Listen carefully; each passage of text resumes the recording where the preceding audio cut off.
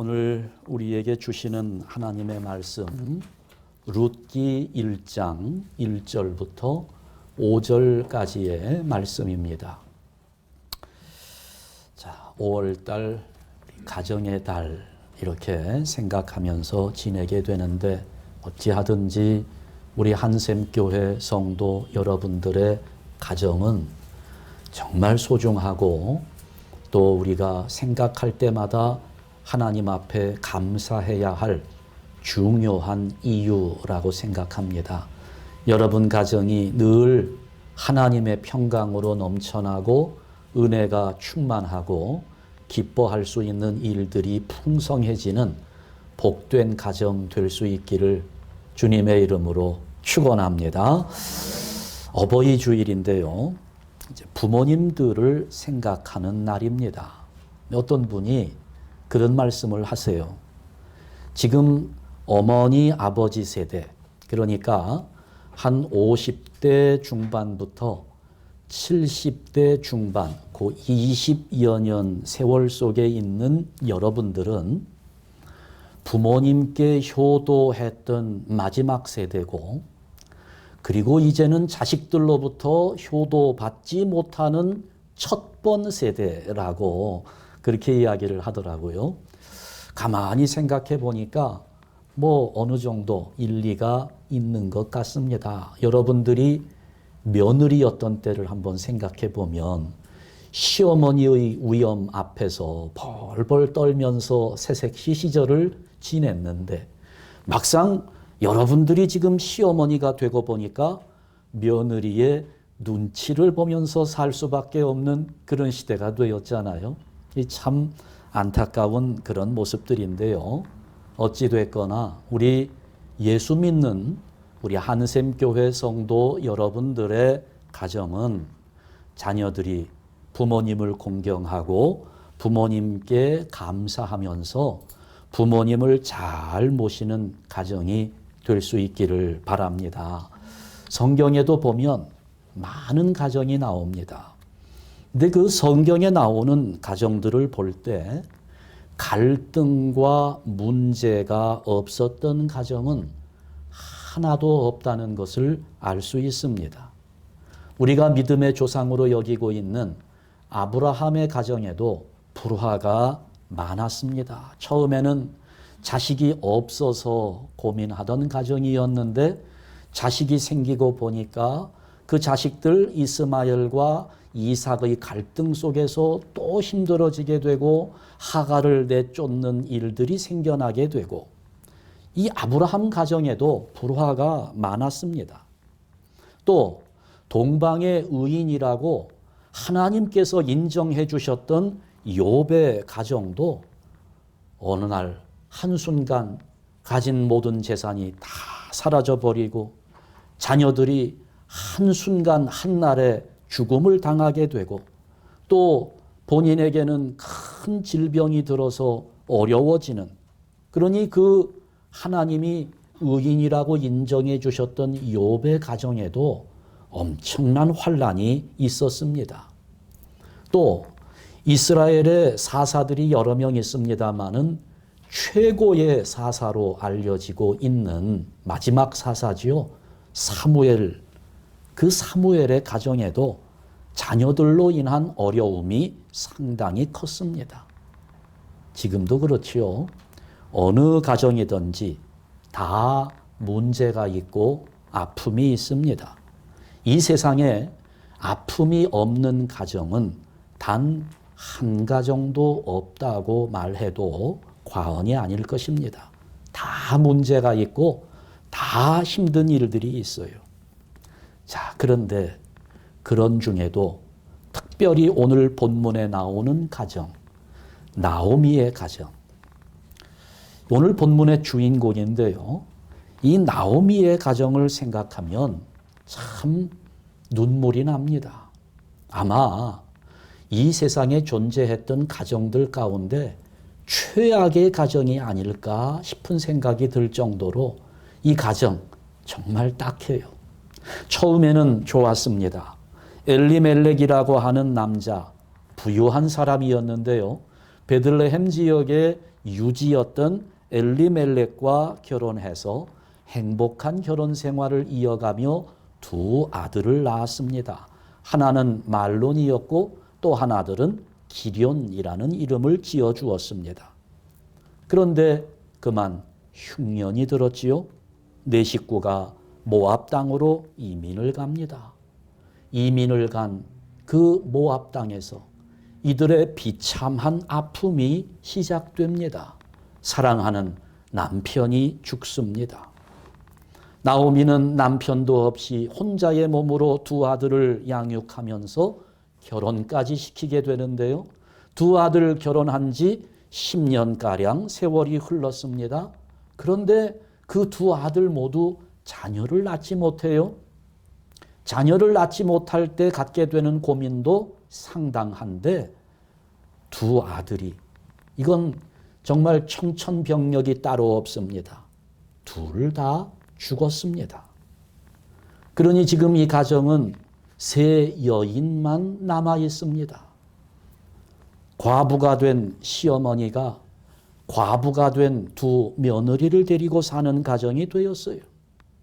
남편 생각, 두 아들 생각, 두고 온 고향 생각 모두가 아픔입니다. 그 기억 속에 남아있는 모든 것들이 나오미에게는 아픔이에요.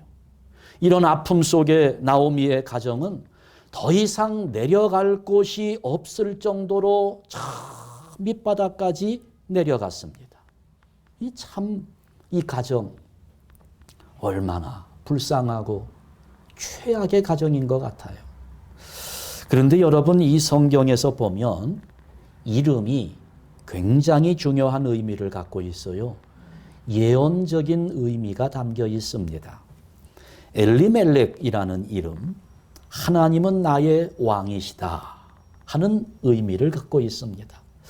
근데 이 엘리멜렉은 이름값을 잘 하지 못한 것 같습니다. 베들레헴을 떠나서 이방 땅으로 먹을 것을 찾아가는 것을 보면 하나님을 왕으로 모시고 하나님만 의지하며 살았어야 할 엘리멜렉은 하나님을 왕으로 잘 모시지 못한 것 같아요. 여기 나오미라는 이름, 나의 기쁨, 나의 즐거움, 이런 의미입니다. 자, 아들을 낳고 이름을 지었는데요. 왜 이렇게 이름을 지었는지 모르겠어요. 말론, 이름의 뜻이 질병입니다. 아들 이름을 왜 그렇게 지었는지. 그런데 그 이름대로 그 아들은 그냥 일찍 죽었습니다. 기럨, 낭비라는 뜻입니다. 아무것도 이루지 못한 생을 살다가 인생을 마감했습니다. 이 며느리들의 이름이 참 재밌어요. 큰 며느리의 이름이 오르바인데요.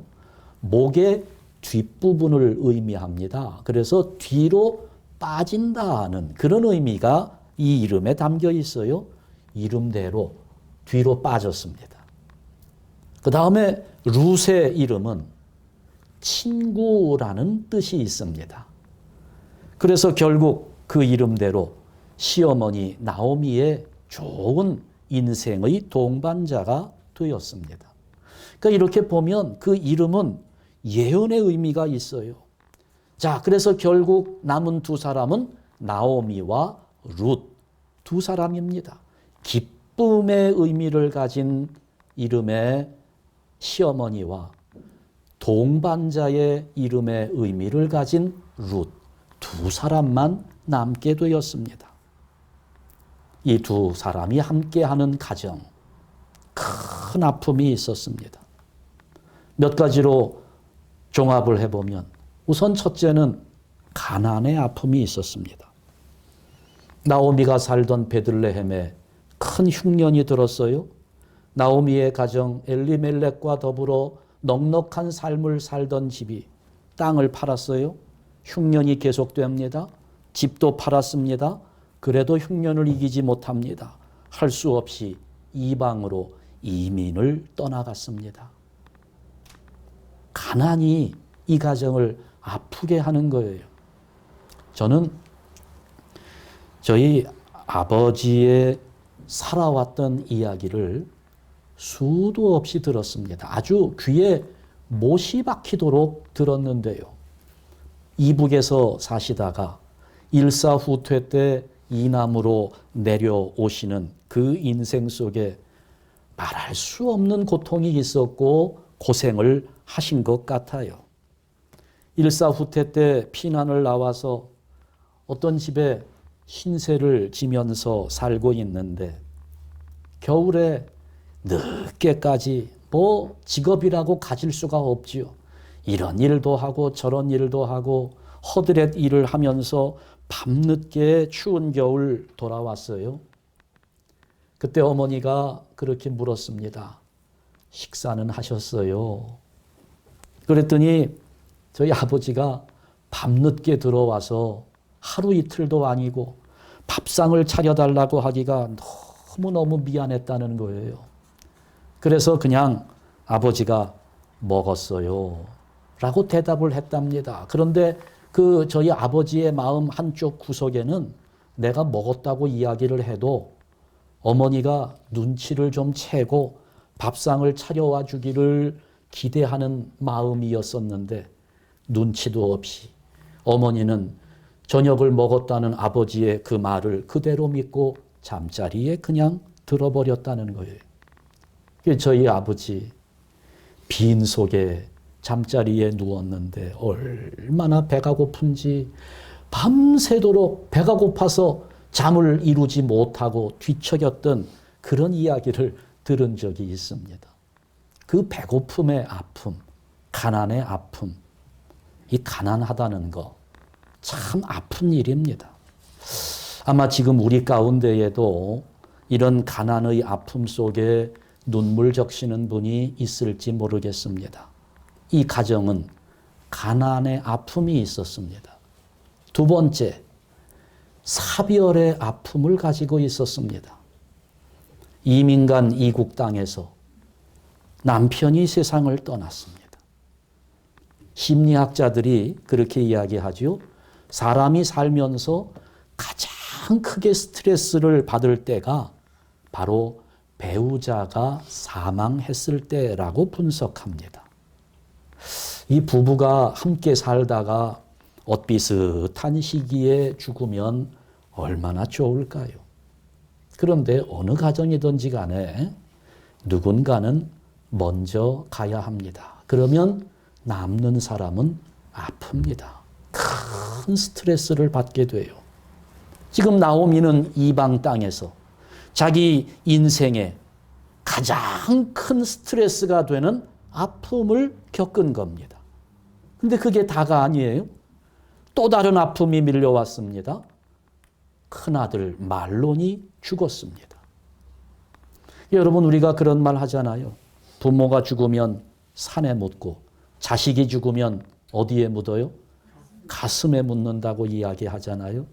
남편 엘리멜렉이 죽었을 때 산에 묻었겠는데 지금 말론 큰아들이 죽으니 가슴에 묻었습니다. 지금 나오미의 상처는 점점 깊이 파여지고 있는 거예요. 그러던 어느 날 견딜 수 없는 아픔이 또 밀려오는 겁니다. 둘째 아들 기련마저 죽은 겁니다. 그러니 지금 이 나오미의 아픔은 어때요? 남편은 산에다가 묻었고 큰아들은 가슴에다가 묻었고 지금 둘째 아들은 심장에다가 묻은 겁니다. 아마 여러분, 이거는 당해보지 않은 사람은 그 누구도 알 수 없는 큰 아픔일 겁니다. 자식을 먼저 앞세운다고 하는 것, 그것도 아들 둘 있는데 둘 다 앞세워야 한다고 하는 이 아픔, 엄청난 아픔이지요. 그 다음에 세 번째, 비난과 조롱의 아픔이 있습니다. 자, 사별의 아픔이 있어요. 가난의 아픔이 있었습니다. 그러나 이것보다 이 나오미에게 더 큰 아픔을 가져다 준 것은 다른 사람들이 자기를 바라보면서 비난하고 조롱하는 그 아픔이 나오미를 더 힘들게 했습니다. 나오미가 고향을 떠날 때에는 그래도 많은 재산을 가지고 있었습니다. 고향으로 돌아올 때에는 빈털터리가 되어 돌아왔습니다. 그 동네 고향 사람들이 어떻게 반응했을까요? 그 나오미를 알아보면서 뭐라고 반응합니까?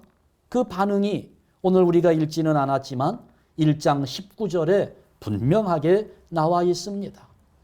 동네 사람들이 고향에 돌아온 베들레헴에 돌아온 나오미를 보면서 이에 그 두 사람이 나오미와 룻이 베들레헴까지 갔더라. 베들레헴에 이를 때에 온 성읍이 그로 말미암아 떠들며 이르기를, 떠들었다는 거예요. 시끌벅적했다는 겁니다. 뭐라고 떠듭니까? 이가 나오미냐? 네가 정말 나오미냐? 갈 때에는 상당한 재물을 가지고 갔는데 그 재물 다 어찌했느냐?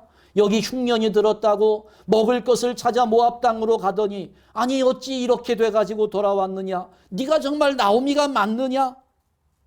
남편 죽고 두 아들 죽고 재물 다 잃어버리고 이렇게 비참하게 돌아온 나오미를 보면서 마치 동네 고향 사람들은 꼴 좋다는 식으로 비아냥거리는 그런 태도를 보이고 있는 거예요. 그러니까 여러분, 배고픈 거는 좀 참으면 돼요.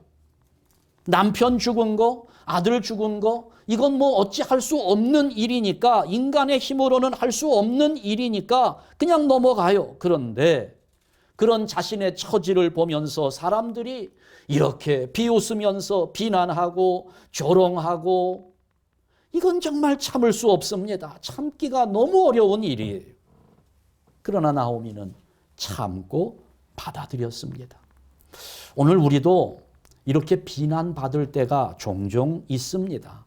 그런데 사람들이 나를 비난할 때 그 비난하는 내용을 살펴보면 그 내용이 맞을 때도 있고 모함일 때도 있습니다. 맞는 내용이라 생각되면 받아들이는 것이 지혜로운 삶입니다. 나오미가 그랬어요.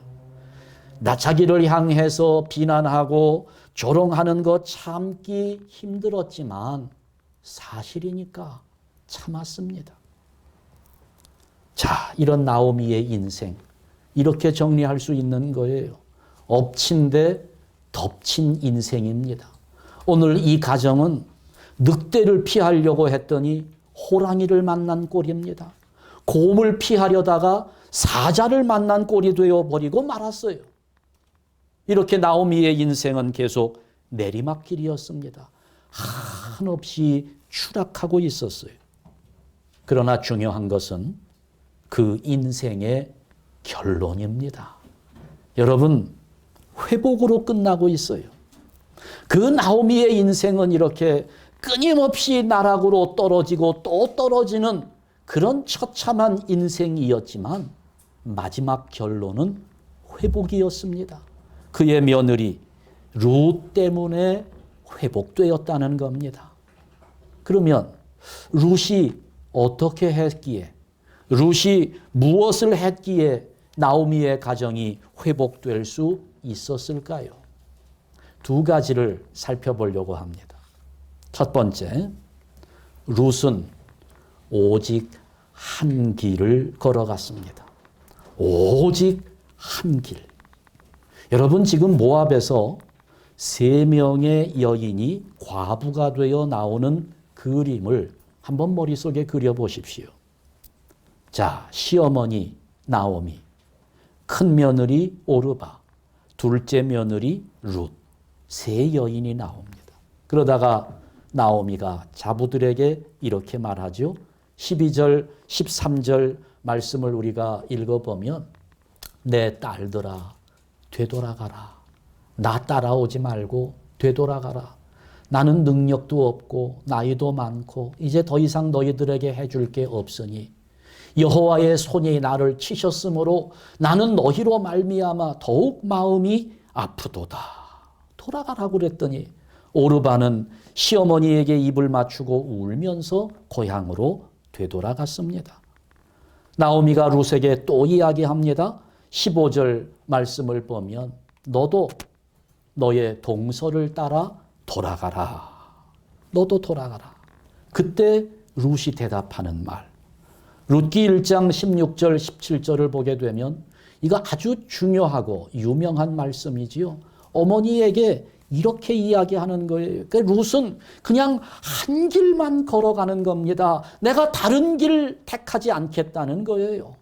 오늘 우리는 인생을 살아가면서 이럴 때가 얼마나 많아요. 이리 갈까 저리 갈까 차라리 돌아갈까 얼마나 우리가 갈등하면서 힘들어합니까? 룻은 그냥 한 길만 갑니다. 그 길이 평탄한 길이건 힘든 길이건 고난의 가시밭길이건 그냥 그 길을 걸어가는 거에 눈에 뻔히 보이잖아요. 이 늙은 시어머니를 내가 평생 모셔야 되는 길인데 그냥 한 길을 가는 겁니다. 뭐라고 대답합니까?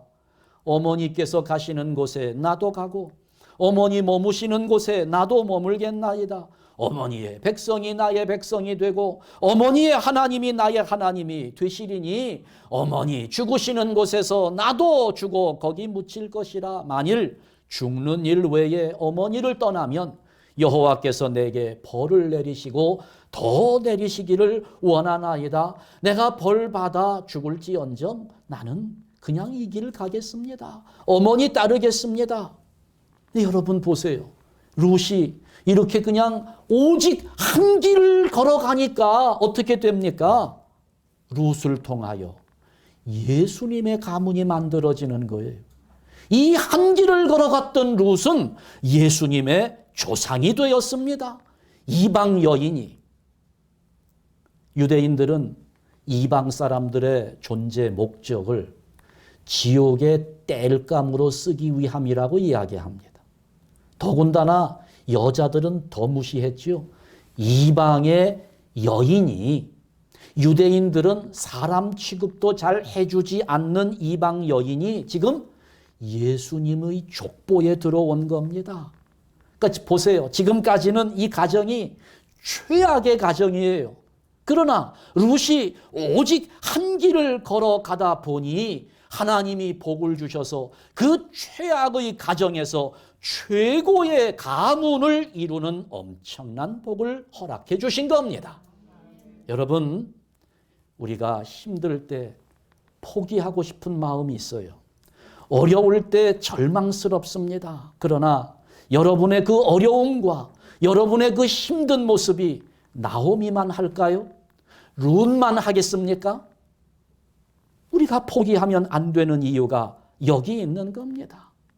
우리는 어찌하든지 하나님 품에 거해야 할 사람이고 하나님 나라를 향해 가는 백성들이기 때문에 우리가 그 하나님의 은혜 속에서 살아가는 길은 내가 곧 길이요 진리요 생명이라고 말씀하신 주님을 따르는 오직 한 길뿐이라는 사실을 믿으시기 바랍니다. 여기 미국의 존슨 대통령 시절의 이야기입니다. 그가 신임하는 정치인 가운데 길브레이스라고 하는 분이 계셨어요. 그런데 어느 날 이 길브레이스가 너무너무 몸이 피곤해서 잠깐 집에 들어와서 자고 가려고. 그래 침대에 푹 쓰러지면서 하인에게 이야기했습니다. 내가 지금 너무 피곤해서 잠깐 쉬었다가 일어나야 되겠으니까 어떤 전화가 와도 나를 깨우지 말게. 그리고 깊은 잠이 들었습니다. 그때 대통령이 전화가 왔어요. 하인이 받았습니다. 나 대통령인데 길브레이스 지금 있나? 네, 있습니다. 좀 바꿔주게. 안 됩니다. 지금 자고 있습니다. 그러면 좀 빨리 깨워주게. 내가 급히 통화할 이야기가 있네. 안 됩니다. 우리 주인은 나에게 절대로 깨우지 말라고 이야기했습니다. 그래도 지금 대통령이 너무나 중요한 일 가지고 의논을 해야 되니 좀 깨워주게. 나는 대통령 각하를 위해서 일하는 사람이 아니라 길브레이스를 주인으로 모시고 일하는 사람입니다. 그러니 나는 대통령의 말을 따를 수 없습니다. 내 주인의 말을 들어야 합니다. 그래, 안 바꿔줬어요. 잠에서 깨어난 길브레이스가 그 이야기를 듣습니다. 대통령이 전화를 왔으면 그래도 깨웠어야지 이 사람아 하면서 대통령에게 전화를 드립니다. 우리 하인이 무례함을 범했습니다. 죄송합니다. 용서하십시오. 그랬더니 그때 존슨 대통령이 참 훌륭한 분이에요. 이렇게 유쾌한 소리로 말했습니다. 자네 하인에게 좀 전해주게.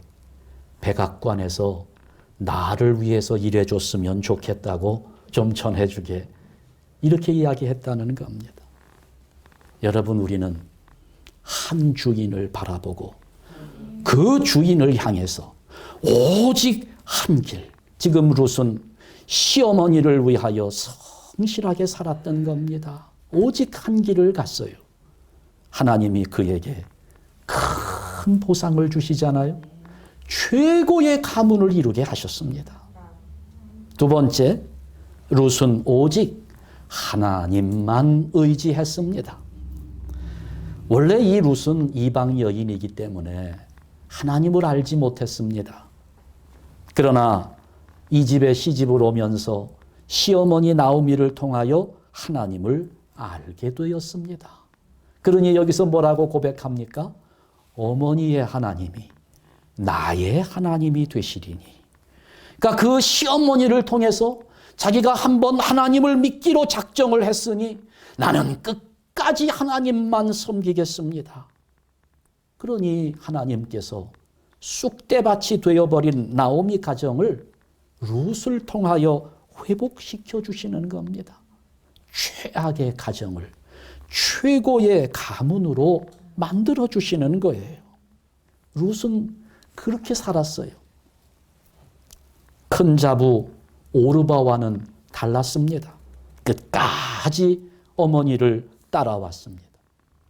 베들레헴 고향까지 따라와 보니 먹을 길이 막막합니다. 먹고 살 길이 막막합니다. 마침 보리 추수하는 계절이었으니 룻은 보리밭에 나가서 이삭을 줍습니다. 어머니를 봉양하기 위해서. 요즘도 자식들이 부모님을 모시는 경우가 많습니다. 그런데 재산이 있을 때에는 서로 모시려고 합니다. 건강해서 우리 아이를 돌봐줄 수 있을 때에는 잘 모십니다. 그런데 이제 집도 물려받고 재산, 유산 상속도 끝나고 늙고 힘이 없어 아이들을 안아줄 힘도 없고 더 이상 필요 없다 생각하면 모시지 않습니다. 지금 룻은 늙은 시어머니, 아무 일도 할 수 없는 그 시어머니를 위해서 모압 자기 고향을 버리고 베들레헴까지 따라와 이삭을 줍는 겁니다. 어머니를 봉양하는 거예요. 열심히 일했어요. 얼마나 열심히 일했는지 2장 7절 말씀을 보게 되면 그의 말이 나로 베는 자를 따라 단 사이에서 이삭을 줍게 하소서 하였고, 그 룻을 본 보아스의 하인이 하는 말입니다. 아침부터 와서는 잠시 집에서 쉰 외에 지금까지 계속하는 중이니이다. 이 말씀을 보면 얼마나 열심히 이삭을 주었는지 알 수 있습니다. 그러니 동네에 소문이 나지요. 착실한 며느리라고 소문이 자자합니다. 이런 룻을 통하여 가정이 회복됩니다. 나중에 그 밭주인 보아스와 결혼을 하게 되고 그 가문에서 다윗이 나오고 솔로몬이 나오고 구세주가 탄생하는 겁니다. 여러분, 가정에 하나님을 기쁘시게 하는 한 사람만 있으면 하나님은 그 가정에 복을 내려주시는 줄 믿으시기 바랍니다. 하나님만 바라볼 때. 여러분, 이 나오미는요 다 잃었어요. 그런데 딱 한 가지 잃어버리지 않은 것이 있었습니다. 재산도 잃고 남편도 잃고 두 아들도 잃어버렸습니다. 그러나 한 가지, 하나님이 나를 기억하시고 하나님이 나에게 복 주실 것이다, 이 소망 하나만은 잃지 않고 붙잡고 있었던 겁니다. 그 소망이 능력이 된 것입니다. 룻은 보아스와 결혼해서 구세주의 가문을 이루었습니다. 결론은 축복이었습니다. 물질적으로도 또 후손들의 모습을 보나 모든 면에 있어서 최고의 가문을 이루게 된 것입니다. 그 인생의 중간에는 눈물이 앞을 가리었습니다. 그러나 그 인생의 마지막은 기쁨으로 채워진 겁니다. 네 이름이 나오미가 아니냐? 이가 나오미냐? 네 이름이 기쁨인데 오늘 이 현실은 뭐냐? 많은 사람이 조롱했어요.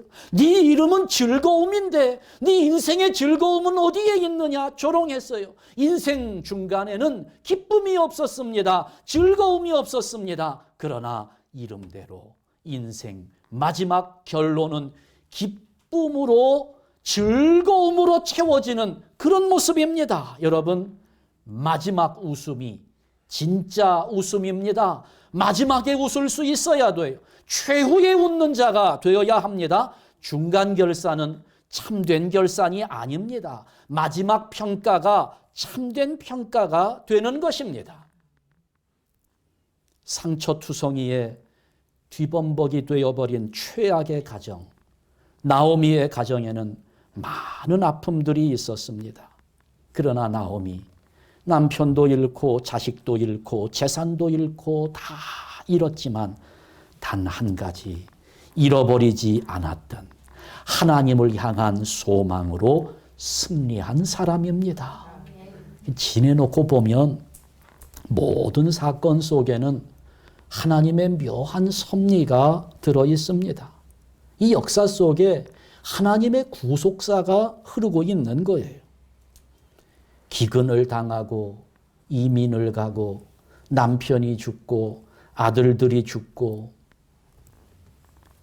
그 속에도 하나님의 섭리가 들어있었더라는 겁니다. 왜 이방 땅에 가서 이방 여인들과 자녀들을 결혼시켰을까?